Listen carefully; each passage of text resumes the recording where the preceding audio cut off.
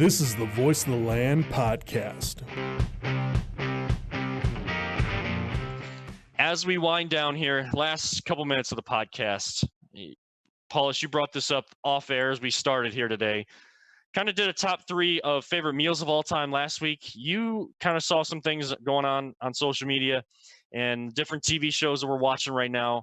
Top 3 TV show characters of all time from your favorite shows. Peter, I'll begin with you on this one this week. Oh, okay. This is kind of tough because, I don't watch a lot of current TV, so some of these are going back, and I'm a huge fan of, The Simpsons, shows like that. Love Futurama. Futurama was like one of my, when I was in college, I don't even remember when that came out, but huge fan. So I love Fry and Bender, and you guys can't see it because I don't put my camera on, but I've got a Bender Funko Pop right here because it's just a great show. So I'd say probably Bender from Futurama. Liked Malcolm Reynolds from Firefly. Huge fan of that. And my oldest, Jacob, and I have been watching Parks and Rec. Okay. So we started from the beginning and we're watching that. And it's kind of a toss-up there between Chris Pratt's character, Andy Dwyer. Because he's just out there. And Ron Swanson. Yes. Because I love Ron Swanson. Best character.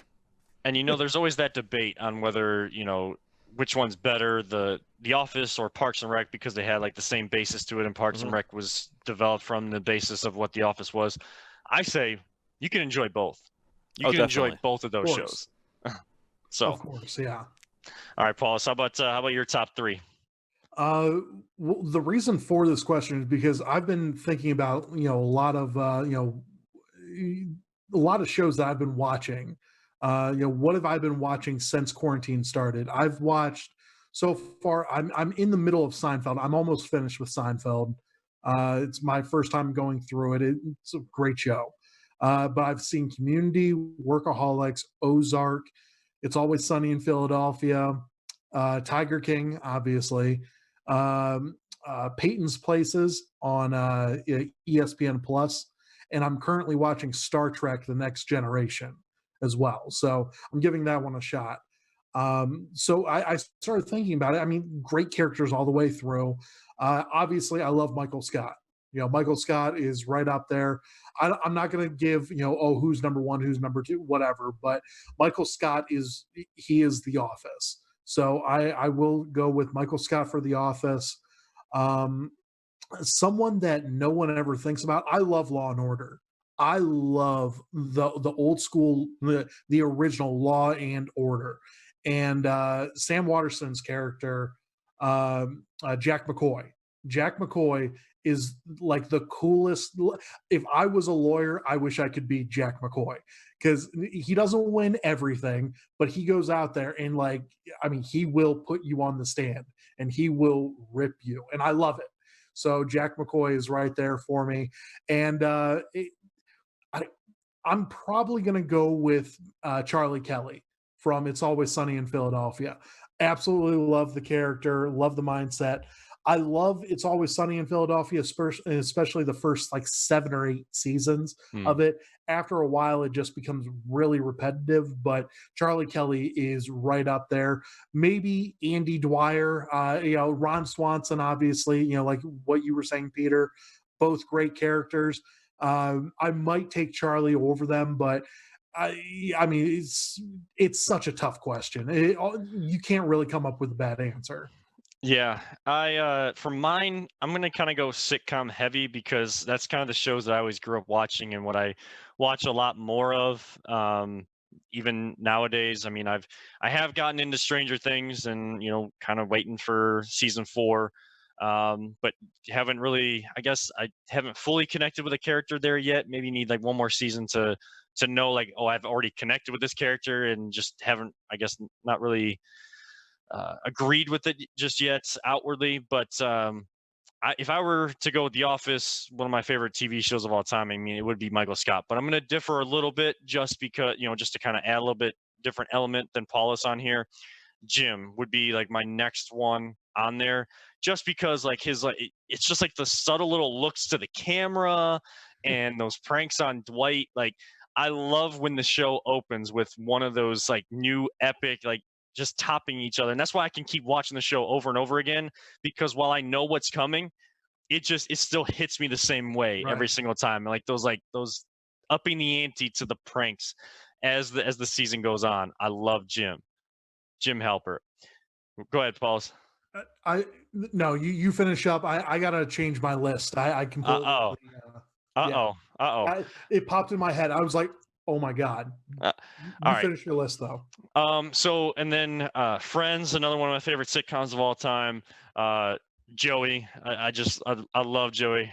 How you doing? But just like how his character is in the show, just always kind of adds that levity, even when there's like maybe like a difficult topic they need to present in an episode. He's always bringing that funny on there. And then Sheldon Cooper of The Big Bang Theory, Bazinga. I just, the way that they developed that character as well in that show, I love the way that character is played. And I even bought my mom a Funko Pop of Sheldon Cooper because she loves him as well. So that was kind of a Mother's Day gift. Harkening back to our Mother's Day shout out there, that was a Mother's Day gift for her 1 year for the Funko Pops. I've actually been collecting a lot of those. I'm actually going to try to get like a collection going. I don't know what it is about them. I just love them. So, but Paulus, how are you going to adjust your list as we finish up here?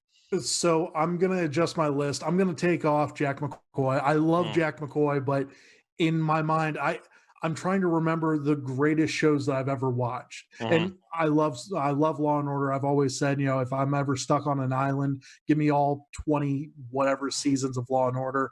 I'll watch it all. But Breaking Bad, Walter White, it takes over for me. And I love everything about Walter White. I think that he is crazy. I think he is nuts. I think that, at first it was about his family, and then it just all became about him. And I love that about that show. So give me Walter White. Give me the crazy, ballistic. I mean, do whatever has to be done, needs to be done. He'll do it. I love Walter White. So yeah, give me Walter White. I'm gonna stick with Walter White replacing Jack McCoy. Okay. He was on my short list. Yeah. What was that? He was on my short list there. Walter White. Walter White's he's a great character. Great, fantastic TV character. I've never had the urge again to Breaking Bad. It's starting to build a little bit because I've heard, a lot more as quarantine's going on of people catching on to Breaking Bad. Have you not watched it? No. Never felt the urge because I knew it was like about, drugs and stuff like that. So, I have to start a show. That's why like when I heard about like initially what Stranger Things was until I watched it and I kind of had like got into the nuances of the show. But it's like I only get like a certain amount of time right now with the way that the job is set up and working from home to, like watch things. If I put something on in the background while I'm working from home, it's like it's got to be something that I know. So like if I hear it, I know what's going on. If it's something that I need to watch and binge, and maybe today, maybe I'll binge something. Maybe I'll pick something and binge it while I'm home alone. But I'm telling you, Breaking Bad is probably my favorite series of all time. I know you and I have talked about Game of Thrones. You'll never watch Game of Thrones. After watching the last season of Game of Thrones, the first 7 seasons of Game of Thrones is some of the greatest television you will ever watch. And I would love for you to watch it. But that last season sucked so hard. There are only 7 seasons of Game of Thrones. Is there only 7? Okay, so the first No. 6. I'm saying he's saying that there's the 8th one doesn't. He will only admit that there are 7 seasons of Game of Thrones. He 100% will not admit that an 8th season ever existed that went beyond, that tried to go beyond the books before any books were ready. I agree with Paulus. You gotta Game of Thrones that's one of the ones I got into it late, and I was just like, I couldn't believe I got into it late because it is crazy. So and Breaking Bad. All the way through. It's just It's an amazing show. You got to watch it. It really is. Breaking Bad, and a lot of people say like, "Oh, it takes a couple episodes to get into." It got me from the start. Like I love it from the start, and all seriously, that is probably the best all the way through series that I've ever watched. You know, from start to finish, it is fantastic all the way through. There's not really an episode or there's not really a lag or like a season that was bad or anything like that. Straight through, Walter White kicks ass all the way through. It's fantastic. I highly recommend that you give it a shot because after the first season, you're going to be hooked like nobody's business. All right. I mean, I might give it a look. Like I said, I mean, I've always been a sitcom kind of person, more of like the comedy side of things, like those kind of like drama shows I've never fully gotten into. So, I've just started getting into the cooking element. I'm maturing slowly but surely, finally getting into an apartment for the first time in my life and moving out for the first time. So I take baby steps, guys. You gotta I guess slower than baby steps in life. So you gotta give me a little bit of time, and maybe a few weeks down the road we'll have some Breaking Bad conversations. Maybe go. not. We'll see.